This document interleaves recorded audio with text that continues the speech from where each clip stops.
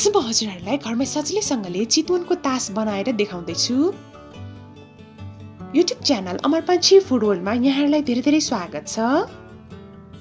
यो परिकारलाई विशेष गरी यहाँहरूले अब आउँदै गरेको दशैं तिहारमा स्न्याक्सको रूपमा खान सक्नुहुन्छ।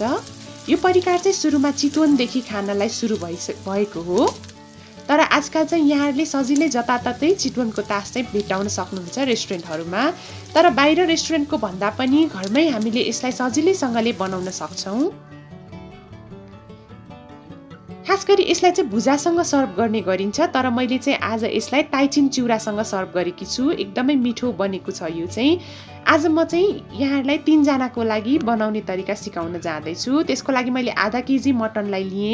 बोनलेस लिनु भए पनि हुन्छ, हड्डी भएको वाला लिनु भए पनि हुन्छ। नुन आधा चम्चा, बेसार आधा चम्चा, रातो धुलो खुर्सानी आधा चम्चा लिए। त्यसै गरेर एउटा कागतीलाई लिए, जिराको पाउडर आधा चम्चा, धनिया पाउडर आधा चम्चा र यो लसुन अदुवाको पेस्ट लिनु भयो भने यहाँहरूले 1 चम्चा लिन सक्नुहुन्छ। मैले चाहिँ दुवै आधा आधा चम्चाको पाउडर लिए।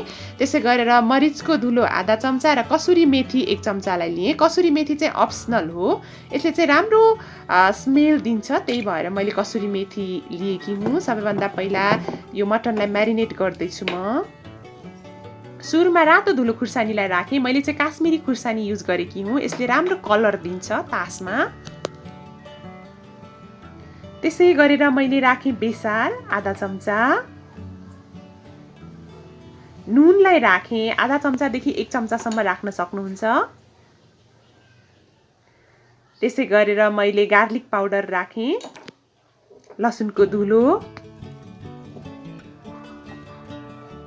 अदुवाको धुलो पनि राखेँ। यहाँहरूले जिन्जर गार्लिक पेस्ट नै राख्नु भए पनि हुन्छ, लसुन अदुवाको पेस्ट नै राख्दा पनि फरक पर्दैन। र मैले राखेँ जिरा आधा चम्चा, त्यसै गरेर धनियाको पाउडर आधा चम्चा। धनिया चाहिँ एकदमै छुट्याउनै हुँदैन तासको लागि चाहिँ। र लास्टमा कसुरी मेथी पनि राखेँ। यहाँहरूसँग कसुरी मेथी छैन भने नराख्दा पनि हुन्छ। अब म कागतीलाई पनि राख्दैछु। कागती चाहिँ फुल, एउटा एकदमै ठुलोवाला कागती चाहिँ फुल नै राख्नुपर्ने हुन्छ। यो कागतीले चाहिँ विशेष टेस्ट लिन्छ हाम्रो तासमा चाहिँ। चितवनतिरको रेस्टुरेन्टहरूमा चाहिँ यहाँहरूले एकदम अथेन्टिक यसको टेस्ट पाउन सक्नुहुन्छ। एकदमै राम्ररी मिक्स गर्नुहोला यसलाई हातैले राम्ररी मिक्स गर्नुपर्छ। यसको भित्रसम्म मसला जाने गरेर राम्ररी मिक्स गर्नुपर्ने हुन्छ। यो तास चाहिँ तुरन्तै बनाउनु हुँदैन, हामीले यसलाई 2 घण्टासम्म फ्रिजमा चाहिँ छोडिदिनु पर्ने हुन्छ। यहाँहरूले फ्रिजमा नराखिकन रुम टेम्परेचरमै 2 घण्टासम्म छोपेर राख्दा पनि हुन्छ। एकदमै राम्ररी चाहिँ यसलाई हामीले मिक्स चाहिँ गर्नुपर्ने हुन्छ। थोरै फुड कलर पनि राख्न सक्नुहुन्छ, तर मैले चाहिँ राखिनँ। यहाँहरूलाई रातो रातो कलर मनपर्छ भने फुड कलर राख्दा पनि हुन्छ। यतिको भइसकेपछि म चाहिँ फ्रिजमा राख्दैछु यसलाई 2 घण्टाको लागि। यहाँहरूले रुम टेम्परेचरमै छोड्नु भए पनि फरक पर्दैन।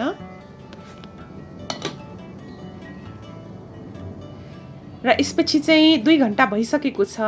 अब फ्रिजमा राख्नु भएको हो भने चाहिँ 10 मिनेटसम्म यसलाई रुम टेम्परेचरमा राख्नु होला। हामीले कुनै पनि चिसै पकाउनु हुँदैन। यदि रुम टेम्परेचरमा राख्नु भएको छ भने डाइरेक्ट पकाउन सक्नुहुन्छ।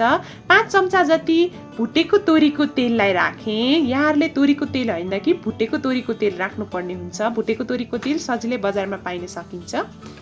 त्यसै गरेर यो म्यारिनेट गरेको मासुलाई चाहिँ अब म एकदमै लो फ्लेममा पकाउँदैछु। हामीले तास बनाउँदाखेरि यो मासुलाई एकदमै लो फ्लेममा राखिदिनु होला। लो फ्लेममा पकाउँदाखेरि एकदमै टेस्टी बन्छ यो। हामीले हाई फ्लेममा पकायौँ भने यो बाहिरबाट चाहिँ एकदम क्रन्ची बन्छ र भित्रबाट पनि एकदमै साह्रो बन्छ। विशेष गरेर तास भनेको चाहिँ बाहिरबाट क्रिस्पी भए पनि भित्रबाट एकदमै सफ्ट हुनुपर्छ। त्यही भएर यसलाई छोपेर हामीले लगभग आधा घण्टासम्म सानो आँचमा पकाउँछौँ। बीचबीचमा यसलाई खोलेर मिक्स गर्न नबिर्सिनु होला, चलाइदिनु होला। बिस्तारै बिस्तारै पाक्छ यो। ग्यासको एकदमै लो फ्लेममा मैले राखेकी छु। यहाँहरूले कुनै पनि चिज बनाउँदाखेरि ग्यासको आँच चाहिँ एकदम ध्यान पुर्याउनु पर्ने हुन्छ। र मसलाहरू पनि कुनै बढी कुनै कम राख्नु हुँदैन। ठ्याक्क क्वान्टिटी मिलाएर राख्नु भयो भने मात्रै कुनै पनि खानेकुरा एकदम मिठो बन्छ। बिस्तारै बिस्तारै यो पाक्न थालिसक्यो। पुरै क्रिस्पी नहुन्जेल नै हामीले यसलाई पकाउनु पर्छ। एकदम राम्रोसँगले पकाउनु होला यसलाई चलाइकन। तेल चाहिँ बिस्तारै बिस्तारै बाहिर निस्किसकेको छ। हामीले यसमा सबै चीज राख्यौं तर मरिचको धुलो चाहिँ राखेका छैनौं। हामी त्यो चाहिँ एकछिनमा राख्छौं मरिचको धुलो चाहिँ। यो चाहिँ हेर्दाखेरि पाक्यो जस्तो भए पनि यसलाई चाहिँ ठ्याक्क आधा घण्टा नै पकाउनु होला एकदमै लो फ्लेममा।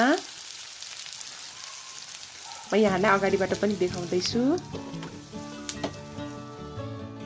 छोप्दै पकाउँदै गर्नु होला। यतिको स्टेजमा पुगिसकेपछि लगभग 25 मिनेट पकाइसकेपछि चाहिँ मैले मरिचको धुलोलाई राखेँ। यसले पनि एकदम अथेन्टिक टेस्ट दिन्छ तासमा चाहिँ। भित्रबाट एकदमै जुसी हुन्छ यो तास भनेको चाहिँ। बाहिरबाट क्रिस्पी देखिन्छ, भित्रबाट एकदमै जुसी हुन्छ। मज्जाले यो चाहिँ रेडी भइसकेको छ। यसलाई अझ म अलिकति पकाउँदै छु।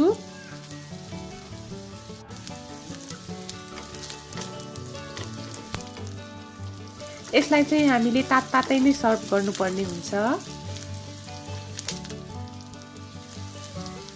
यसरी मैले ग्यास चाहिँ अफ गरेँ। म एक टुक्रा चाहिँ खाएर पनि टेस्ट गर्दैछु। एकदम मिठो होला जस्तो छ।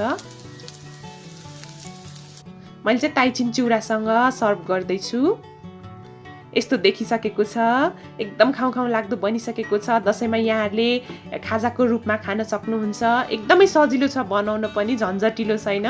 सिर्फ हामीले लो फ्लेममा पकाउँदा हुन्छ। आजको रेसिपी हजुरहरूलाई कस्तो लाग्यो? आजको रेसिपी हजुरहरूलाई मन पर्यो भने लाइक, शेयर र कमेन्ट गर्न नबिर्सिनु होला। साथै मेरो च्यानल अमर पन्छी फूड वर्ल्डलाई सब्स्क्राइब गरिदिनु होला। Thank you so much for watching. Happy Dashain to all of you.